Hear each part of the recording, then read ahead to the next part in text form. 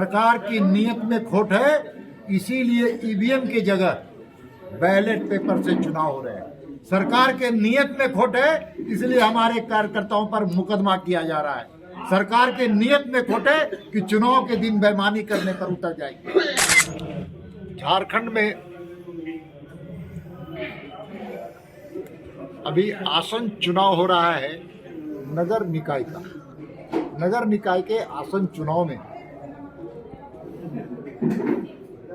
हम भारतीय जनता पार्टी के कार्यकर्ता, भाजपा समर्थित उम्मीदवार,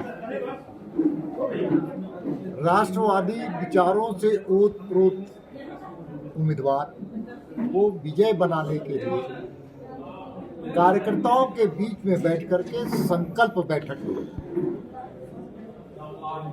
दुर्भाग्य से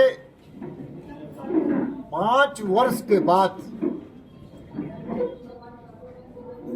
राज्य सरकार के षड्यंत्र के कारण, हठधर्मिता के कारण 5 वर्ष तक चुनाव नगर निकाय के नहीं हो पाए। भारतीय जनता पार्टी के प्रयास से भारतीय जनता पार्टी के एक कार्यकर्ता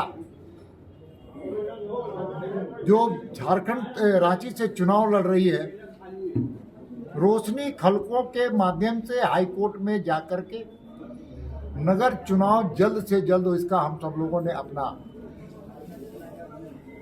मुकदमा दायर किया था और हाई कोर्ट ने इस पर संज्ञान लिया।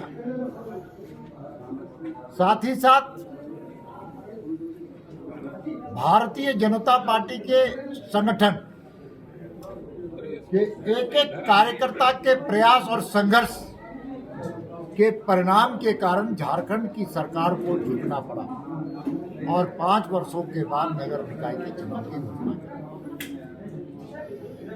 सच और हकीकत तो ये है कि 5 साल नगर निकाय अफसरों के माध्यम से लूटपाट का अखाड़ा था और उसकी अवैध उगाही रांची में सीधे पहुंचती थी।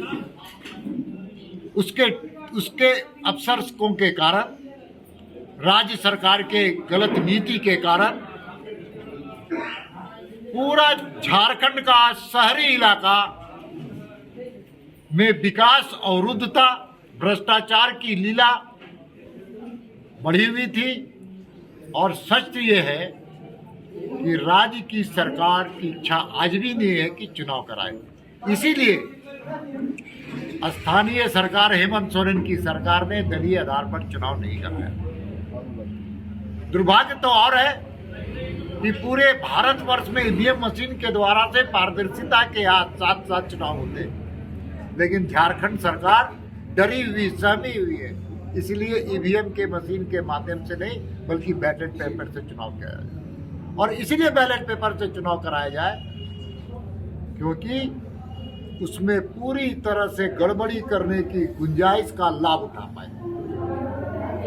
बहुत दुर्भाग्य है कि सरकार को निष्पक्ष होना चाहिए। लोकतंत्र के इस महापर्व में पूरे जिले में झारखंड मुक्ति मोर्चा, कांग्रेस के लोग घोषणा कर रहे हैं कि हमारे समर्थित उम्मीदवार, लेकिन गिरिडीह में भारतीय जनता पार्टी के समर्थित उम्मीदवार डॉक्टर चौधरी ने जब अपना नाम लिखा तो उस पर मुकदमा दायर हुआ है। ये इस बात का एहसास दिलाता है कि आने वाला चुनाव में अफसरशाही चलेगी और अफसरों का लगाव रांची से होगा और चुनाव में धांधली होने का भी डर है। इसलिए भारतीय जनता पार्टी के कार्यकर्ता पूरी तरह से तैनात है और पूरी तरह से सभी पदाधिकारियों पर बहुत ध्यान से हम सब लोग सूक्ष्म नजरों से भी रखते हुए, सरकार आती और जाती है, सरकार जब हमारी आएगी तो ऐसे अफसरों को भी नकेल कसने का हम काम करेंगे। और आज गिरिडीह में यहाँ के कार्यकर्ताओं के साथ बैठ करके ऐसा महसूस हुआ कि भारतीय जनता पार्टी के समर्थित नारियल पेड़ जिनका चुनाव है, डॉक्टर शैलेंद्र चौधरी चुनाव यहाँ पर भारी मतों से जीतने वाले। और इसके लिए एक एक कार्यकर्ता राष्ट्रवाद की मसाल को लेकर के आगे बढ़ा है, घर घर जनसंपर्क करेगा और फिरका परस्तियों के साथ जो यहाँ पर आतंकवादियों को बना देते हैं और कोयला चोरी करते हैं, टेंडर घोटाला करते हैं, ऐसे लोगों पर करारा जवाब देने का भी हम जानते हैं कि आज हजारीबाग में क्या हुआ, आतंकवादी पकड़े गए।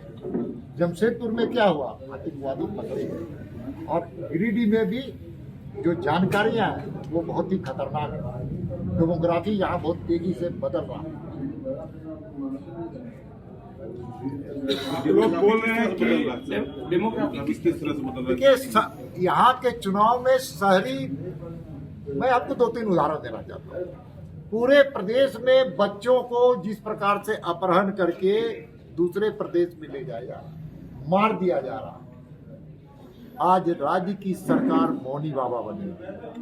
पूरे प्रदेश में की बात की जाए तो शहरों से बच्चों की जो अपहरण की घटना हुई, जिनको ले जाकर के पता नहीं कहाँ रखा जाता है और मृत्यु किया जाता है, उनकी संख्या पूरे देश में सबसे ज्यादा झारखंड में।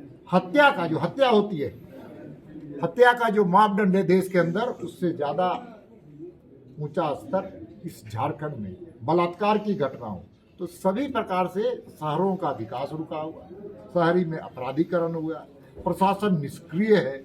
इन सारे विषयों को हम जनता के बीच में ले जाने का काम है। यूजीसी को लेकर स्वर्ण समाज काफी नाराज है भाजपा से, कैसे मुकाबला करेंगे? वो देखिए, सर्व समाज की चिंता करने वाला मोदी सरकार है। आपको ध्यान में दिलाना पड़ता है देते हैं कि हम कम आय वाले को आरक्षण 10% दिए कि नहीं, वीकर सेक्शन जो है दिए कि नहीं दिए, उसमें तो जात पात नहीं देखी, उसमें फॉरवर्ड क्लास के लोग सबसे ज्यादा लाभ उठा रहे हैं। इकोनॉमिकली बैकवर्ड क्लास जिसको हम नाम रखें, उसमें मोदी सरकार ने 10% आरक्षण देने का काम। सर आपने क्यों नहीं कांग्रेस की सरकार की थी? क्यों नहीं झारखंड मुक्ति मोर्चा की सरकार 10 से 15% बढ़ा दे इसको करे? राजनीति करना अलग बात है, सर्व धर्म और सर्व समाज की चिंता करना भारतीय जनता पार्टी और मोदी सरकार। क्या सुरक्षा पे भी आरक्षण लगना चाहिए? कि सुरक्षा के लिए भी आरक्षण होना चाहिए? नहीं, कोई डिफेंस में कोई अभी तो आपका जो यूजीसी का जो आया था, यूजीसी में आप उसको ठीक से देख लीजिए, नोटिफिकेशन कहीं नहीं था, तुरंत सुप्रीम कोर्ट ने उसको रोक दिया। सुप्रीम कोर्ट ने रोका ना, आपकी सरकार तो इसमें इस मामले में कुछ सुप्रीम कोर्ट ने रोका, अगर हम तो अपील नहीं किए। उसके बाद सुरक्षा के लिए भी आरक्षण चाहिए तो बताया जाए। नहीं, कोई सुरक्षा के लिए मतलब आप अपील नहीं करेंगे? किसका? यूजीसी मामले पे सरकार अपील नहीं करेगी इसके नहीं, खिलाफ? मेरा कहना स्पष्ट है कि हम सर्व समाज की भारतीय जनता पार्टी, मैंने यूजीसी पे सर्व समाज की पार्टी भारतीय जनता पार्टी है। और जहां तक इकोनॉमिकली बैकवर्ड क्लास को 10% जिसका लाभ सामान्य वर्ग उठा रहा है, सर यूजीसी उसका अगर श्रेय किसी को है तो नरेंद्र मोदी जी की सरकार को है। यूजीसी पर आप अपना स्टैंड क्लियर नहीं कर पा रहे हैं। जब मामला सब जुडिस हो तो किसी भी नेता को बोलना उचित नहीं है। ये मामला सब जुडिस है। सुनिए, अभी चुनाव पर बात करते हैं। कल बाबूलाल जी ने कहा कि अर्धसैनिक बलों की आवश्यकता यहाँ पर है चुनाव के दौरान। ऐसी क्या वजह है कि अर्धसैनिक बलों की आवश्यकता है, जबकि जो मान लीजिए गिरिडीह का इलाका है या जो भी शहरी क्षेत्र है वो नक्सल प्रभावित इलाका नहीं, तो फिर अर्धसैनिक बलों की आवश्यकता क्यों? क्या भाजपा सरकार के नियत में खोट है, सरकार की नियत में खोट है, इसीलिए ईवीएम की जगह बैलेट पेपर से चुनाव हो रहे हैं। सरकार के नियत में खोट है, इसलिए हमारे कार्यकर्ताओं पर मुकदमा किया जा रहा है। सरकार के नियत में खोट है कि चुनाव के दिन बेईमानी करने पर उतर जाएगी। हमारी मांग है कि चुनाव को पूरी तरह से केंद्रीय बल के माध्यम से यहाँ पर देखा जाए, सेंट्रल ऑब्जर्वर यहाँ रखा जाए। लाइव लगातार के वीडियो को लाइक करें, सब्सक्राइब करें और बेल आइकन को दबाना न भूलें।